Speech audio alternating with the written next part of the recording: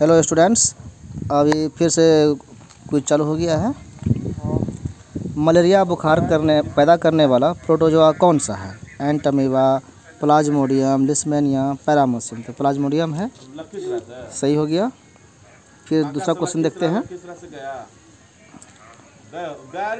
इसमें जो है 40 क्वेश्चन रहेगा, 50 क्वेश्चन रहेगा। 30 सेकंड का टाइम दिया रहता है और इतना देर तक में इसका जवाब देना है। तो फर्स्ट क्वेश्चन आ गया।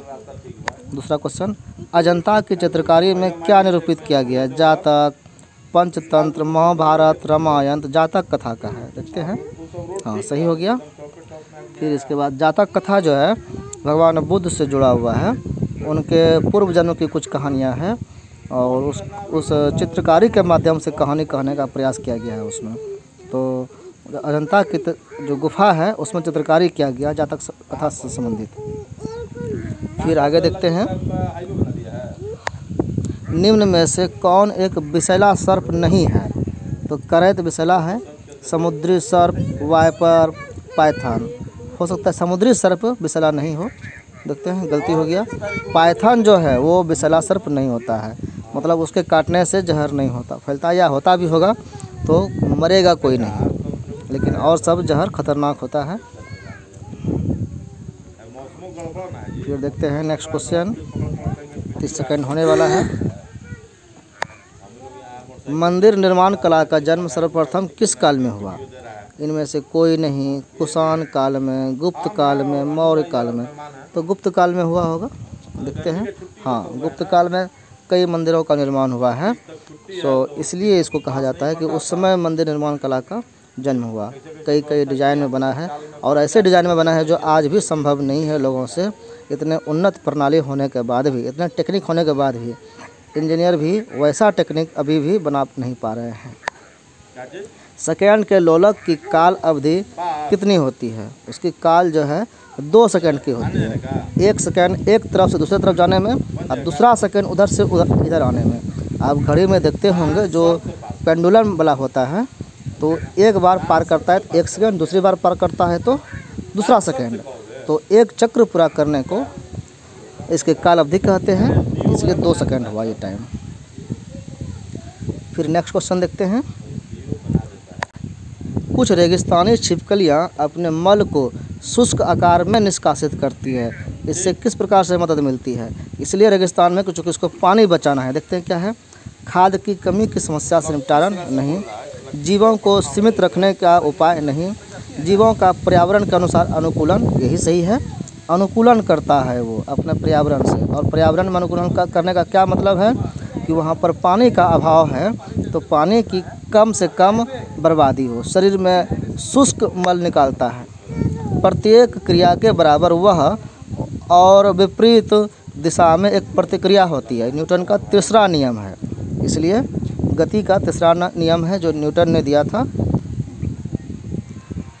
इसमें फर्स्ट सेकंड थर्ड लॉ है मोशन ऑफ न्यूटन का।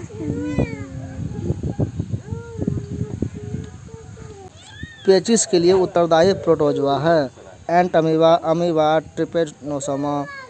एंटमीबा हिस्टोलिका शायद है, देखते हैं। हाँ, एंटमीबा हिस्टोलिका पेचिस रोग पैदा करता है, ये प्रोटोजोआ है। इसका अगर पेट में चला गया तो ये फिर बीमारी पैदा करता है। पेचिस में बहुत ही लैट्रिन होता है और कफ जैसा निकलता है, उसमें बहुत जोर लगता है। लैट्रिन कम होता है, जोर बहुत लगता है इसमें, डिसेंट्री बोलते हैं। किस काल को भारतीय संस्कृति का स्वर्ण युग कहा गया? मौर्य काल, राजपूत काल, चोल काल, गुप्त काल। तो गुप्त काल जो है वो भारतीय संस्कृति का स्वर्ण युग कहा जाता है, क्योंकि भारत की जो संस्कृति है सनातन धर्म का, उसका विकास इस काल में बहुत ज़्यादा हुआ था। धर्म को लेकर के, वेद पुराण को लेकर के जो भी विकास हुआ है मंदिर वगैरह का, वो इसी गुप्त काल में हुआ है। नेक्स्ट क्वेश्चन देखते हैं। एक खगोलीय इकाई संबंधित है। खगोलीय इकाई सूर्य एवं चंद्रमा के बीच की दूरी नहीं, चंद्रमा एवं पृथ्वी के बीच की दूरी नहीं, सूर्य एवं पृथ्वी के बीच की दूरी को खगोलीय इकाई कहते हैं। ये हमने आंसर दिया, सही हो गया। आप दूरी जो अंतरिक्ष में नापा जाता है वो आप देखते होंगे प्रकाश वर्ष से नापा जाता है, खगोलीय इकाई से नापा जाता है, अलग अलग विधियाँ हैं।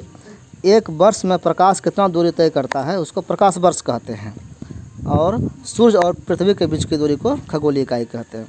मनुष्य ने सर्वप्रथम किस धातु का खोज किया? सोना, तांबा, लोहा, चांदी। तो तांबा का किया है। अब देख लिए ये आंसर सही हो गया। सबसे पहले तांबा का खोज हुआ था, फिर और सब अन्य धातु खोज हुआ। अभी टोटल जो पीरियडिक टेबल में है 115-17 के आसपास खोज हो गया है। मेटल, नॉन मेटल, सेमीकंडक्टर सब उसमें है। धातु, अधातु जो बोलते हैं और उपधातु बोलते हैं। तो यहाँ पर सिर्फ धातु की बात हुई। गुप्त काल में चांदी के सिक्के को क्या कहते थे? रुपया, कारसापन, शतमान, दिनार। ये तो हमको याद नहीं है। रुपया क्या कारसापन में एक होगा, देखते हैं। कारसापन गलत हो गया, रुपया ही सही था, हमने उसको नहीं टच किया इसलिए गलती हो गया हमारा ये आंसर। तो याद रखना है गुप्त काल जो स्वर्ण काल कहा जाता है उसमें चांदी के सिक्के को रुपया कहा जाता था, यही याद रखना है। फिर देखते हैं नेक्स्ट क्वेश्चन, 30 सेकेंड होने वाला है। आग की खोज सर्वप्रथम किस काल में हुई थी? सिंधु सभ्यता, पुरापाषाण काल, वैदिक काल, नवपाषाण काल। थोड़ा सा इसमें हमको कन्फ्यूजन है, लेकिन पुरापाषाण काल में हुआ होगा या नवपाषाण में। देखते हैं पुरापाषाण काल में। पुरापाषाण काल पत्थर का जो जिसमें औजार का उपयोग किया जाता था, तो उसको दो भाग बांटा गया है। पुरा मतलब पुराना वाला और नव मतलब आधा पार्ट बाद वाला। तो पत्थर को टकरा करके आग की उत्पत्ति की जाती थी, तो ये उसी में खोज हुआ था आग का। शुद्ध जल विद्युत का कैसा रूप दर्शाता है? तो शुद्ध जल जो है कुचालक होता है, क्योंकि उसमें फ्री इलेक्ट्रॉन नहीं होता है, या जितने भी उसमें अपशिष्ट पदार्थ रहेंगे तो वो ज़्यादा गति करेगा, तो सुचालक का काम होगा, बढ़ेगा उसकी चालकता।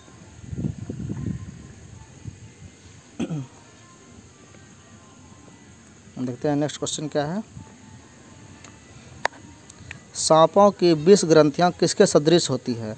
किरणों के पुंज, स्तनधारियों की बसा तेल ग्रंथियां, कशेरुकियों की लार ग्रंथियां, मछलियों के विद्युत अंग। ये तेल ग्रंथियां की तरह है। स्तनधारी के मैमल्स का जो बसा का तेल ग्रंथि है उस तरह से, जैसे पसीना से निकलता है उसी तरह का। लार भले मुंह में होता है उसको, तो मुंह का लार ग्रंथि अलग होता है और ये 20 ग्रंथि अलग है। इससे तेल टाइप का निकलता है जो जहर होता है। कृषि का सर्वप्रथम उत्पादक स्थल कहाँ है? राखीगढ़, मेहरगढ़, इलाहाबाद, लोथल। इसमें मेहरगढ़ हो सकता है या राखीगढ़, देखते हैं। मेहरगढ़ हमने मारा, सही हो गया। ऐसे आंसर हमको याद नहीं था, लेकिन तुक्का लगाया और आंसर सही हुआ। फिर देखते हैं नेक्स्ट क्वेश्चन क्या है। ध्यान रखना है कृषि से संबंधित यहाँ पर उत्पादक का कुछ पहचान मिला होगा। कहीं अनाज मिला है, कहीं हल मिला है, कहीं घड़ा मिला है, अलग अलग चीज़ अलग अलग जगह मिला है। शरीर का वजन मैदान की तुलना में पहाड़ियों पर अधिकतम होता है, विषुवत रेखा पर अधिकतम होता है, पृथ्वी की सतह पर सभी जगह एक समान होता है, ध्रुवों पर अधिकतम होता है, ध्रुव पर अधिकतम होता है। पोल जिसको कहते हैं, नॉर्थ पोल और साउथ पोल, दक्षिणी ध्रुव और उत्तरी ध्रुव, इस पे वज़न ज़्यादा होता है और विषुवत रेखा पर सबसे कम होता है। पहाड़ पर जब चढ़ते हैं तो हवा का दबाव कम होता है तो वहाँ घटते जाता है। पृथ्वी पर सभी जगह एक समान नहीं होता है। बाल विवाह की प्रथा किस काल में प्रारंभ हुआ? कुषाण काल, मौर्य काल, हर्षवर्धन के काल, गुप्त काल। ये ध्यान नहीं है तो यहाँ पर हम फिर ऐसे ही तुक्का लगाते हैं। मौर्य काल गलती हो गया। गुप्त काल में ही बाल विवाह की प्रथा भी प्रारंभ हुआ था। गुप्त काल पहले का है ये। बाल विवाह मतलब बचपन में ही शादी तय कर दी जाती थी।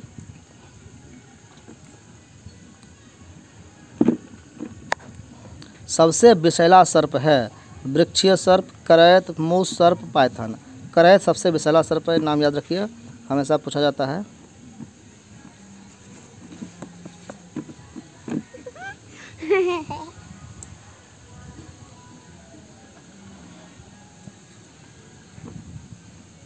अब कौन सा करेगा?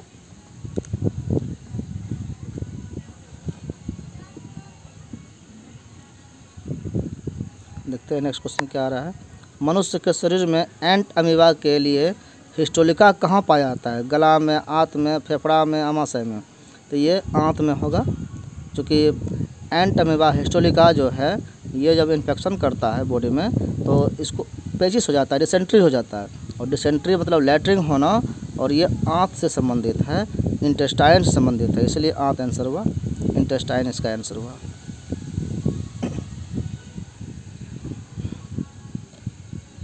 देखते हैं नेक्स्ट क्वेश्चन क्या है। रिजल्ट आ गया है, 20 क्वेश्चन पर ही निकला है रिजल्ट, तो 17 हमारा सही हुआ है 20 में। अन्य लोग भी अच्छा परफॉर्मेंस किए हैं, कम से कम सबने प्रयास किया है। हेलो स्टूडेंट्स, अभी क्विज चालू होने वाला है मानव शरीर क्रिया विज्ञान यानी ह्यूमन फिजियोलॉजी से संबंधित। तो चलते हैं हम लोग क्विज पर। नाड़ी दर कहाँ से मापा जाता है? सिरा से, धमनी से, त्वचा से, तंत्रिका से? तो धमनी से नापा जाता है।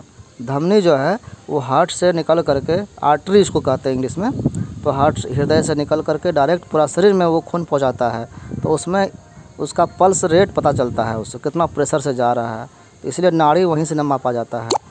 आप कलाई में देखते हैं, आप बाहाँ में भी लगाते हैं, तो वो इसी के प्रेशर को समझा जाता है। जार्विक सेवन है, जार्विक सेवन क्या है भाई? इलेक्ट्रॉनिक पैर, पेस मेकर, कृत्रिम हृदय, कृत्रिम नेत्र।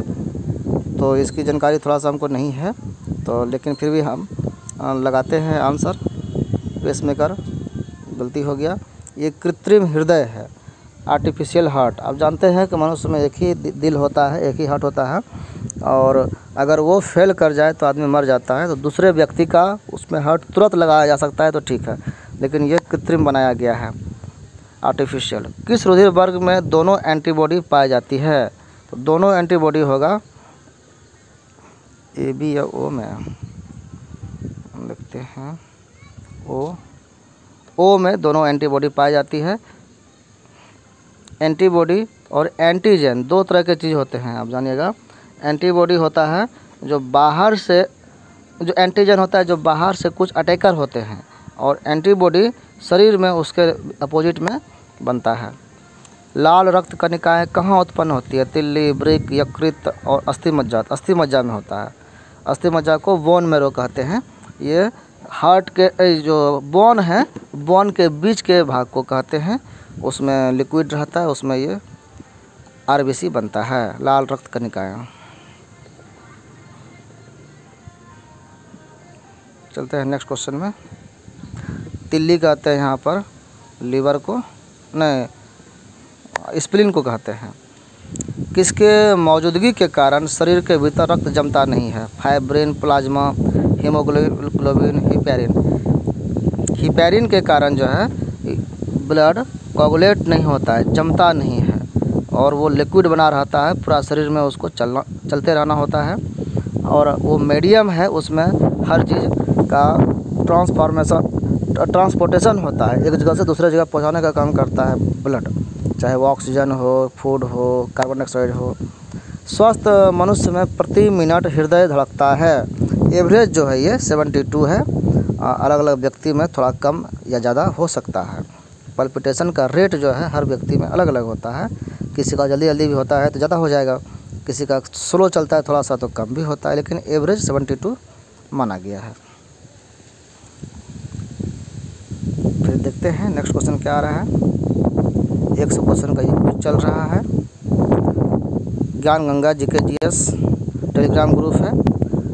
AB रक्त वर्ग वाले व्यक्ति को सार्वत्रिक आदाता कहा जाता है, क्योंकि उसके रक्त में प्रतिपिंड का अभाव होता है, उसके रक्त में प्रतिजन का अभाव होता है, उसके रक्त में प्रतिपिंड उपस्थित होता है।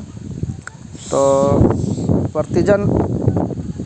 प्रतिपिंड, अब तो हिंदी में थोड़ा सा गड़बड़ हो रहा है, देखते हैं।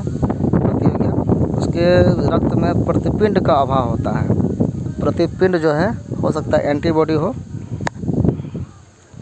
RH तत्व के अनुसार कौन से जोड़ी विवाह के लिए उपयुक्त नहीं है? RH प्लस और RH माइनस, RH माइनस पुरुष,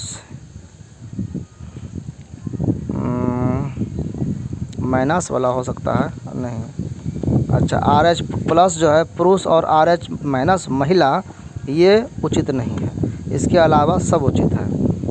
नेगेटिव पुरुष है तो कोई दिक्कत नहीं है, या दोनों पॉजिटिव है तो कोई भी दिक्कत नहीं है, दोनों नेगेटिव है तो कोई दिक्कत नहीं है। निम्न में कौन सा कथन सही है?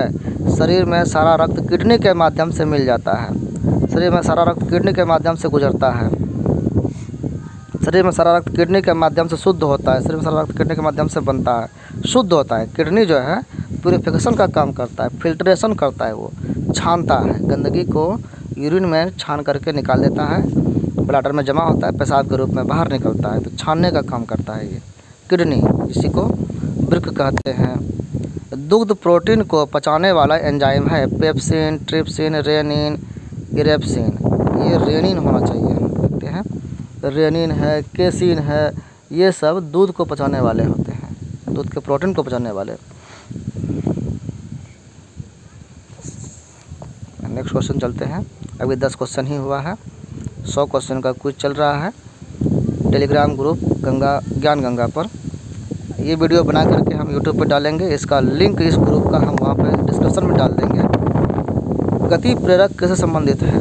गुर्दा, मस्तिष्क, हृदय, फेफड़ा। मस्तिष्क से है, नहीं हृदय से। अच्छा, गति प्रेरक का बात हो रहा है यहाँ पर। प्रेरणा मिलता है गति करने के लिए, इसमें पेस मेकर होता है, गति करते रहता है, ये चलते रहता है हृदय। तो इस ग्रुप का लिंक हम डाल देंगे डिस्क्रिप्शन में, आप उस लिंक पर क्लिक करके इस ग्रुप से जुड़ सकते हैं और आप डायरेक्ट क्विज में भाग ले सकते हैं। संतानों को भ्रूणीय अवस्था में माता के गर्भाशय के अंदर ही रक्त का थक्का बनने से मौत हो जाती है। इस रोग को इरिथ्रोब्लास्टोसिस कहा जाता है। इसका कारण क्या है? तो इसमें जानते हैं कि प्लस पुरुष को नहीं होना चाहिए, तो ये RH प्लस और माता का RH माइनस होने से दिक्कत होता है। यही कि भ्रूणीय अवस्था में संतान वहाँ उसको थक्का जम जाता है और मर जाता है, तो इसीलिए ये शादी भी उपयुक्त नहीं है। इसके ऊपर क्वेश्चन भी आया था। मनुष्य के जीवन काल में कितने दांत 2 बार विकसित होते हैं? 2 बार दांत कौन कौन बनते हैं? तो 4 दांत बनते हैं, या 8 है, 20 दांत 2 बार बनते हैं। ये टूट भी जाते हैं तो दोबारा फिर बन जाते हैं। मनुष्य में जानते हैं कि 32 दांत होता है, तो 20 दांत, आप 5-5 दांत चारों तरफ जोड़ लीजिए, ऊपर में 10, नीचे 10, एक साइड में 5 दांत टूटेगा तो वो दोबारा बनता है। दूध के दांत कहे जाते हैं, ये बचपन में होता है। आमाशय द्वारा स्रावित रस भोजन को आसानी से पचा लेते हैं, लेकिन आमाशय स्वयं इन पाचक रसों से अप्रभावित रहता है। क्योंकि मतलब आमाशय खुद क्यों नहीं पच जाता है, क्यों नहीं गल जाता है? तो आमाशय की दीवार श्लेष्मा के द्वारा सुरक्षित रहती है। यह कठोर कोशिकाओं का बना होता है, यह स्टील की बनी होती है, तो श्लेष्मा से यह सुरक्षित रहता है। जिस तरह से आप देखते हैं कि लोहे पर जंग नहीं लगने के लिए उस पर हम ग्रीस का, तेल का उपयोग करते हैं, तो वही तेल श्लेष्मा है जो पचने में आमाशय को खुद को नहीं पचाता है। शरीर के लिए एंजाइम आवश्यक होते हैं, क्योंकि ये शरीर के लिए ऊर्जा प्रदान करते हैं, ये तंत्रिका क्रियाओं को नियंत्रित करते हैं, ये शरीर के रचनात्मक भाग हैं, ये जैव रासायनिक क्रियाओं के उत्प्रेरक हैं। तो ये उत्प्रेरक का काम करते हैं, इससे एनर्जी नहीं मिलता है एंजाइम से, लेकिन ये किसी भी एक्टिविटीज़ को जो इसके लिए ये काम इसको काम सौंपा गया है, उस एक्टिविटीज़ को ये थोड़ा इन्हांस कर देता है, बढ़ा देता है। तो ये उत्प्रेरक का काम करता है, कैटलिस्ट का काम करता है। ये खुद ख़त्म नहीं होता है, लेकिन ये काम आगे स्पीड अप कर देता है। तो ये एंजाइम का काम हुआ, स्टॉप हो गया है। 15 में 10 सही हुआ है, अब देखते हैं। चलिए, क्विज स्टॉप हो गया है। अभी क्विज का कार्यक्रम चालू हो रहा है, तो चलते हैं हम लोग क्विज में। सेल्सियस पैमाने का 0 डिग्री सेल्सियस फ़ारेनहाइट स्केल पर कितना होता है? तो ये 32 डिग्री होता है। बी सही हो गया।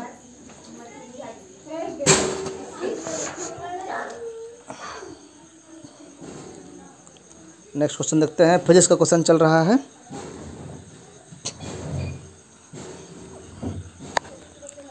वस्तु को गर्म करने पर उसके अणुओं की क्या हो जाती है? चाल बढ़ जाती है, ऊर्जा कम हो जाती है, भार बढ़ जाता है या भार घट जाता है? तो चाल चाल बढ़ जाएगी। देखते हैं ये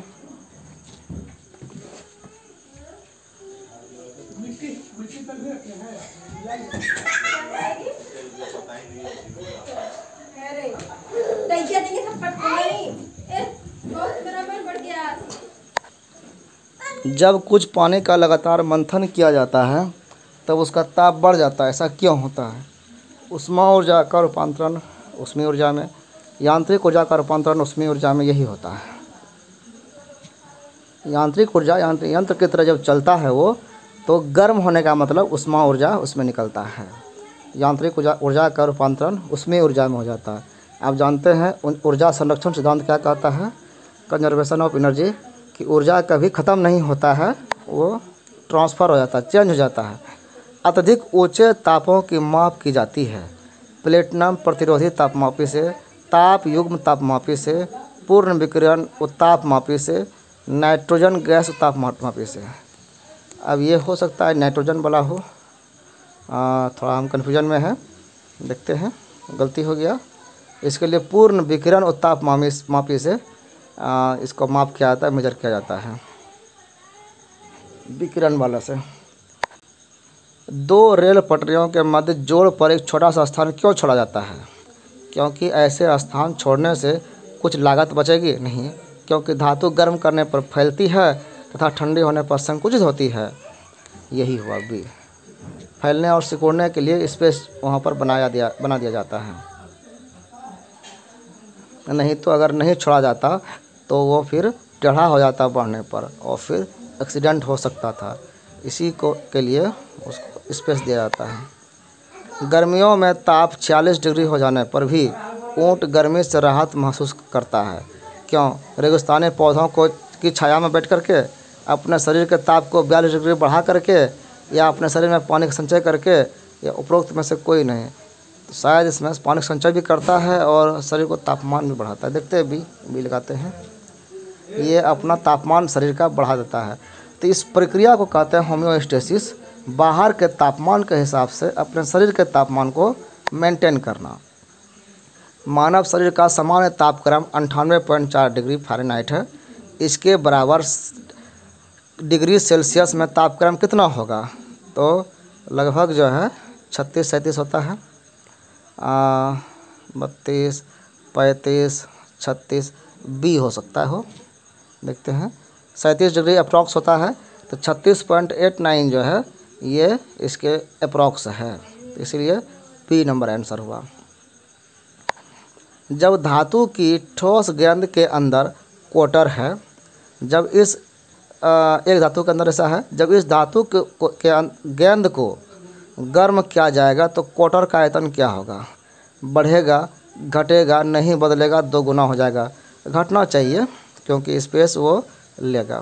देखते हैं, गलती हो गया, बढ़ेगा मतलब संकुचन के बदले यहाँ पर वो फैलेगा तो एक्सपेंशन होगा, तो वो बाहर की ओर फैलेगा, अंदर की ओर नहीं फैलेगा। धातु के चायदानियों में लकड़ी के हैंडल क्यों लगे होते हैं? क्योंकि लकड़ी ऊष्मा के कुचालक होती है, सही। इससे बिजली का शॉक नहीं लगता है, ये उतना नहीं बात है। इससे पात्र सुंदर लगता है, इनमें से स्वच्छता होती है, नहीं, ये ही होगा। क्योंकि धातु का जो कटोरी वगैरह है वो गर्म होगा और वो गर्मी होने के कारण हम उसके हैंडल को पकड़ नहीं पाएंगे। तो वस्तु का ताप सूचित करता है कि संपर्क करने पर ऊष्मा क्या होगा? उस वस्तु से अपेक्षाकृत अधिक ताप पर की वस्तु में प्रवाहित होगी। अपेक्षाकृत कम ताप की वस्तु में उस वस्तु से प्रवाहित होगी। उस वस्तु से पृथ्वी में प्रवाहित होगी। पृथ्वी से उस वस्तु में प्रवाहित होगी। वस्तु का जो ऊष्मा है, ताप, उसको अपेक्षाकृत कम ताप की वस्तु में उस वस्तु से होगा प्रभावित। निम्न में से कौन सही है? और टिक नहीं लगा पाए थे, हमने बी ही आंसर दिया था, इसलिए वो टाइम ओवर हो गया था कि कम टेम्परेचर में जाएगा। यहाँ पर सही कार्य कौन सा है? WQJ, ये जूल का एनर्जी का ये फॉर्मूला है, तो ये हमको अभी ध्यान में नहीं है, फॉर्मूला को याद रहेगा तो आप बना लेंगे। तो हम तुक्का लगा रहे हैं, देखते हैं, गलती हो गया, ए लग रहा था, हमने बी मार दिया। फिर नेक्स्ट क्वेश्चन देखते हैं। किस वैज्ञानिक ने सर्वप्रथम बर्फ के 2 टुकड़ों को आपस में घिसकर पिघला दिया था और वो पिघल गया था?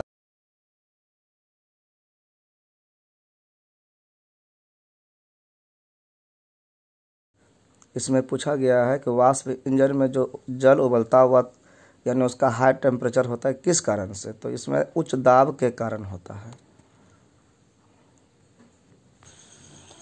कितना तापमान होने पर पाठ्यांक सेल्सियस और फ़ारेनहाइट तापमान में 1 से होंगे? तो ये शायद -40,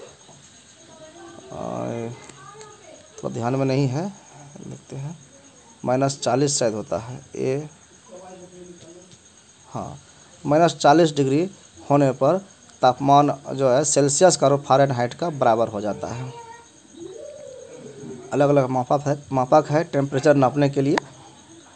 निम्न में से कौन सही है? F + 32/9 = C/5।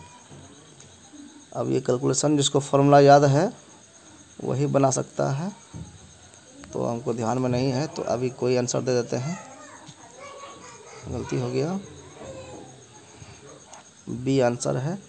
F - 32/9 = C/5। यहाँ पर F फ़ारेनहाइट है, C सेल्सियस है। टेम्परेचर का ये एक से दूसरा निकालने के लिए फॉर्मूला है। जलप्रपात के अधस्थल पर जल का तापमान ऊपर की अपेक्षा अधिक होने का कारण है?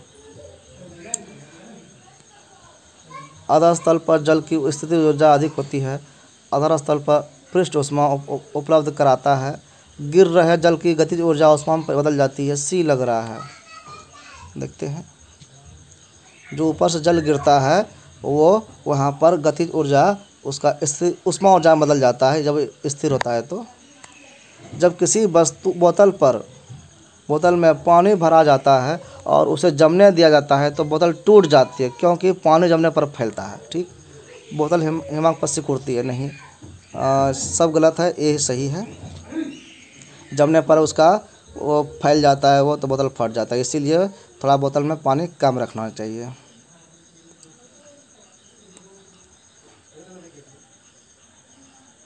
नेक्स्ट क्वेश्चन देखते हैं।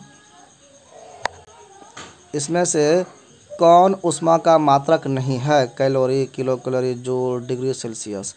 जूल एनर्जी का है, सी। डी, अच्छा, डिग्री सेल्सियस ये ऊष्मा का मात्रक नहीं है, ये टेम्परेचर का है।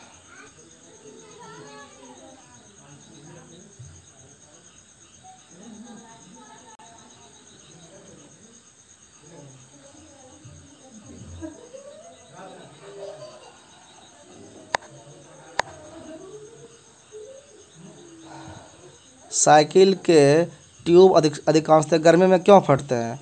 गर्मी के कारण ट्यूब में उपस्थित वायु फैलती है और उस फैलाव के कारण ट्यूब फट जाती है। गर्मी के कारण रबड़ कमज़ोर हो जाता है। गर्मी के कारण कड़ा हो जाता है और हवा को जगह देने के लिए फैलता नहीं है। नहीं, ये होना चाहिए, ए या बी। अब देखते हैं।